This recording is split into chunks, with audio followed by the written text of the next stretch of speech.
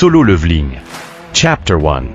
এই পর্বের শুরুতে আমাদের দেখানো হয় সাউথ কোরিয়া সিওলের দৃশ্য। এখানে এই র্যাঙ্ক হান্টার সাং জিন ওো বলে সাধারণ মানুষ থেকে সামান্য শক্তিশালী হলেও আমাকে হান্টার বলা লজ্জার বিষয়। আমি প্রায় মৃত্যুর সম্মুখীন হই এই পেশায়। আমাকে আমার জীবন ঝুঁকিতে ফেলতে হয়, কিন্তু নিজের আনন্দের জন্য আমি এই কাজ করি না। আমার মা হাসপাতালে ভর্তি, তার চিকিৎসার জন্য আমাকে এই কাজ করতে হয়। আমি সবে স্কুল শেষ করেছি, আমি কিছুতেই তেমন ভালো ছিলাম না, তাই হান্টার হওয়া ছাড়া আমার আর কোনো রাস্তা বাকি ছিল না। তারপর আমাদের দেখানো হয় সিওল এর একটি কনস্ট্রাকশন সাইট। এখানে একটি দোকান থেকে কিম একটি কফি কিনেন। দোকানদার আজকের রেড এর জন্য সফলতা কামনা করে। তখন কিমকে পেছন থেকে কেউ ডাক দেয়। কিম পিছনে ঘুরে দেখতে পান ইনি হচ্ছেন পার্ক। তিনি পার্ককে জিজ্ঞাসা করে, তুমি না হান্টিং ছেড়ে দিয়েছিলে, তাহলে এখানে কেন এসেছো? তখন পার্ক জানায় তার স্ত্রী গর্ভবতী এবং তার অনেক টাকার প্রয়োজন, এজন্য সে আবার হান্টিং শুরু করেছে। তখনই ওই জায়গায় আসে সাং জেন ওো। তাকে দেখে সবাই খুশি হয়। একজন তাকে প্রশ্ন করে সে কেমন আছে, আরেকজন প্রশ্ন করে সে আজকে কি খেয়েছে। সবার ভালো ব্যবহারের জন্য সে সবাইকে ধন্যবাদ জানায়। সাং জেন ওো এর আশায় সবাইকে এত খুশি দেখে পার্ক জিজ্ঞাসা করে সে কি অনেক শক্তিশালী একজন। তখন কিম তাকে জানায় না, সে আসলে দুনিয়ার সবচেয়ে দুর্বল হান্টার। তারপর সাং জেন ওো কফির দোকানে গিয়ে এক কাপ কফি চায়, কিন্তু কফি শেষ হয়ে যাওয়ায় সে কফি পায় না। দোকানদার তার কাছে ক্ষমা চায়, কিন্তু কফি না পাওয়ায় সাং জেন ওো হতাশ হয়ে পড়ে।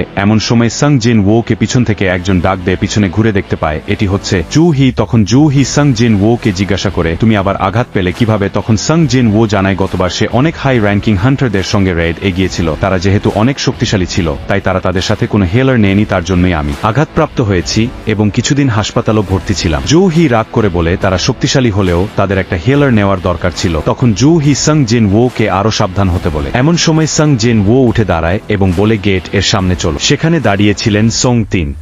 সকলকে জিজ্ঞাসা করেন, আমি যদি আজকের রেড এর লিডার হই তাহলে কি কারো সমস্যা হবে? যেহেতু সং সবার চেয়ে শক্তিশালী ছিলেন, তাই সবাই স্বাচ্ছন্দ্যে রাজি হয়ে যায়। তারপর মিস্টার সং সাং জেন ওো কে দেখে খুশি হন এবং বলেন, তুমি আমাদের পিছনেই থেকো। এবং তারপর তারা ডানজিয়ন এর ভেতর প্রবেশ করে।